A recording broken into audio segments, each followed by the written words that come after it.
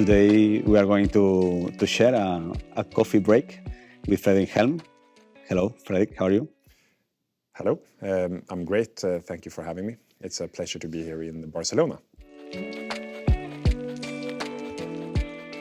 But some big milestones was, one, we have what we call a North Star in the company, which we strive towards, which is to 1 billion rides. And now we're getting close to 200 million, so we're 20% there. So when we hit 100 million rides, that was a big one for sure.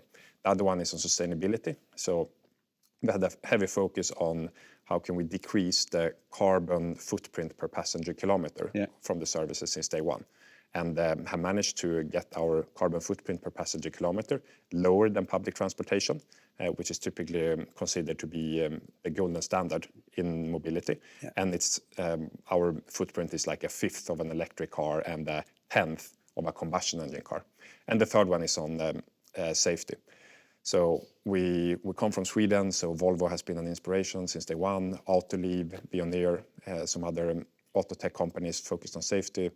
So we hired a lot of engineers from there to build our products. And what we've seen there as well is that, of course, the incident rate for our e-scooters and e-bikes is going down year over year. Of course, the absolute number of incidents go up because the number of trips is just more users, so more accidents. Exploding. But the incident rate is going down. And the latest study from OECD is showing that there is no difference between incident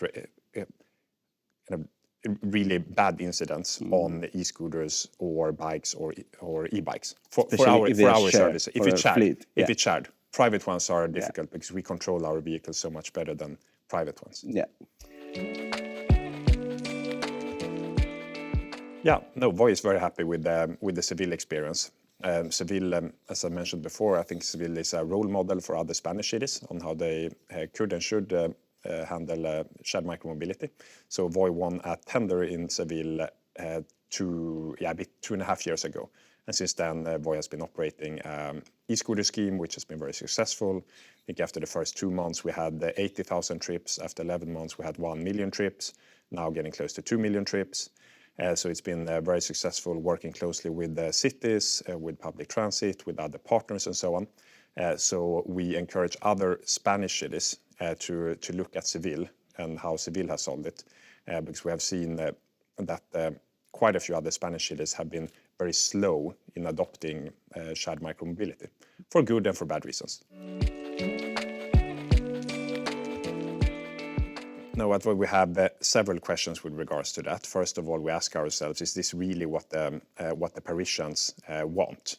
So the referendum was designed in a way to get a no in this referendum for quite a few parameters.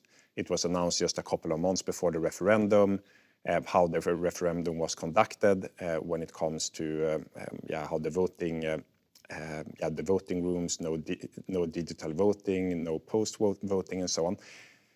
It felt like this was designed for political purposes to get a no, which we think is very sad. Another point here is that what Paris is doing now, which we don't think is aligned with what the Parisians want, is discriminate shared micromobility with private micromobility. So private e-scooters will continue to drive around, which are typically less safe than shared ones on the cities of Paris, which we also think is very stupid. So we encourage the city of Paris to instead conduct dialogues and pursue dialogues instead of doing vetoes that are designed in a way that serve their political purposes.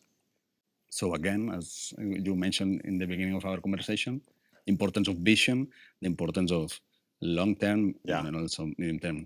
What you are doing in the present is important, but also how do you get to the final horizon you want to reach? Thank you. Exactly.